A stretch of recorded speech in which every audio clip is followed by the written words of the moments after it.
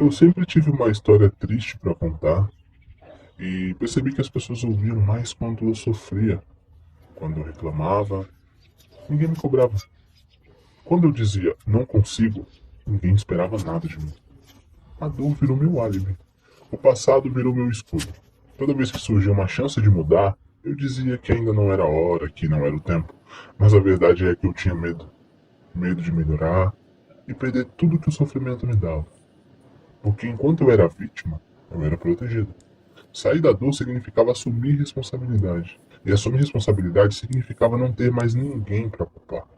A verdade mais cruel que já engoli foi essa. Eu não estava preso ao passado. Eu estava usando ele. Se essa história pareceu pessoal demais, não significa que seja coincidência. Talvez você também tenha aprendido que sofrer, às vezes, é mais confortável do que mudar.